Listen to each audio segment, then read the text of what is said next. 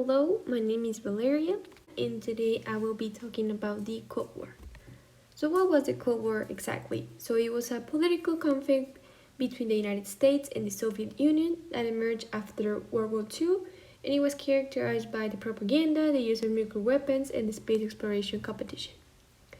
So, the special dates we got in 1947 the creation of the Un American Activities Committee, and then on June 24th of 1947, it got that the Soviet Union backfired the proposal of the new currency that was established by the US and Britain by cutting off roads and canals that linked East Germany and West Germany, also known as the Berlin Wall. And then in 1949, we got that the Soviet Union's leader blockaded the attack into the US territory. This because the US had helped the Germans whenever the Berlin Wall was made by giving them medical aids and food. So, in order to keep its reputation clean, the leader decided to block this attack. And then in 1950, the Soviet Union backed up North Korea against South Korea army, which was the conflict that they were having. And then in 1957, the Soviet Union launched the Sputnik, which was the first man-made satellite. And then a year later, the US decided to launch their satellite called Explorer 1. And then in 1960, the Soviet Union shot down a US plane. And then in 1962, the US discovered that the Soviet Union was withdrawing missiles from Cuba and ordered an intervention. However, this intervention didn't end up well, since some people wanted to intervene in a diplomatic way, while others wanted to intervene in a military force way. And then in 1968, we got the Vietnam War, and then in July 20th of 1969, it got that the US sent the first man to the moon, which was Neil Armstrong.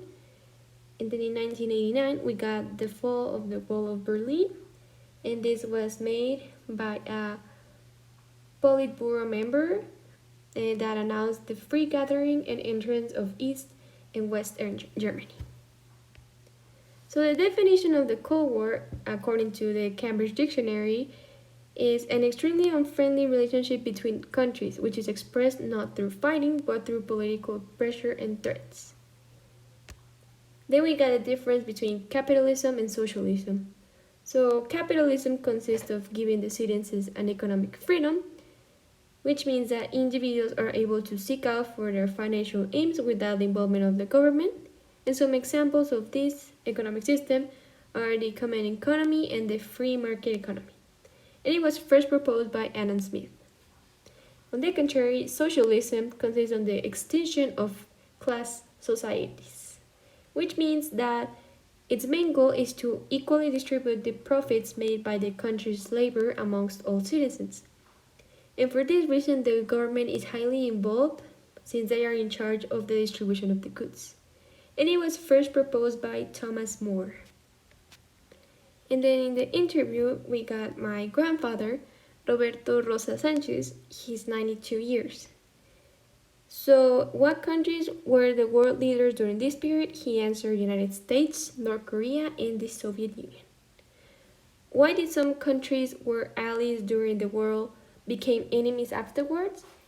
He said it was because they had different ideas as to how the world should be ruled and because of the space exploration competition. Where did the Cold War take place? He said United States, Germany, and the Soviet Union territory, as well as Asia. What did the general public have of the Cold War?